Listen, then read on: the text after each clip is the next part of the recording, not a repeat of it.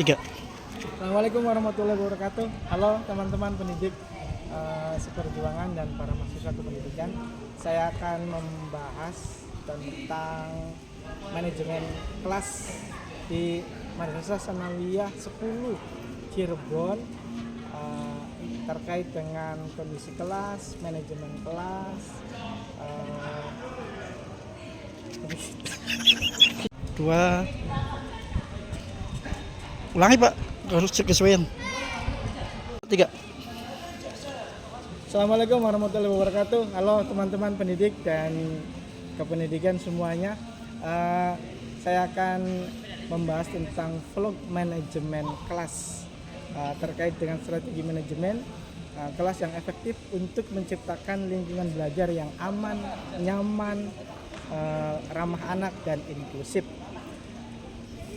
Video pembelajaran ini berdasarkan pengalaman saya sendiri sebagai guru di Madrasah Sanawiyah 10 Cirebon, ya, dikaitkan dengan teori manajemen kelas serta dilengkapi refleksi kritis sehingga diharapkan dapat menjadi inspirasi bagi pendidik-pendidik yang lain.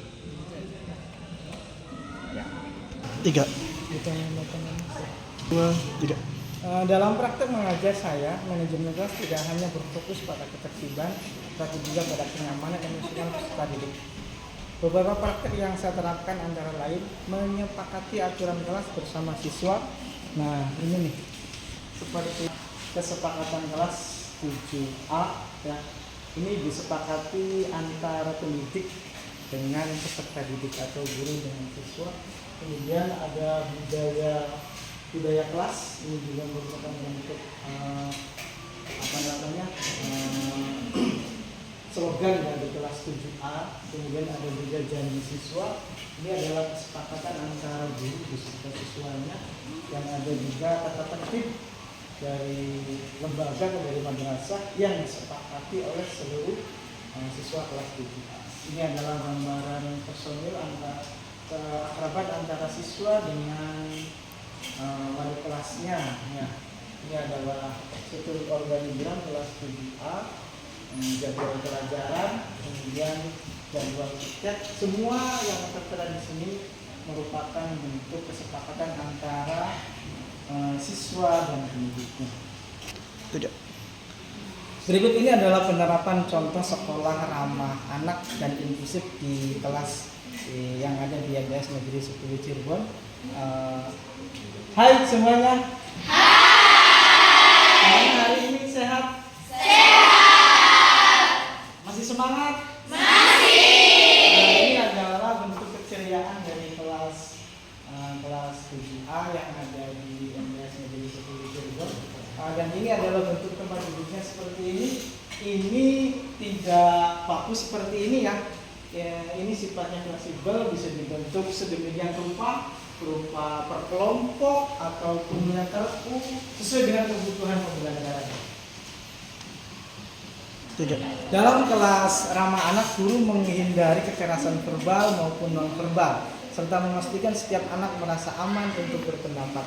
Sementara dalam kelas inklusif, guru menghargai perbedaan kemampuan, latar belakang, dan gaya belajar. Karena kami menyadari bahwa setiap peserta didik mempunyai gaya belajar yang berbeda-beda. Ada yang lebih condong ke kognitif, afektif, atau psikomotor. Tiga. Jika dianalisis berdasarkan teori manajemen kelas, praktek ini sejalan dengan teori preventif, yaitu mencegah masalah dengan pengelolaan kelas yang baik sejak awal.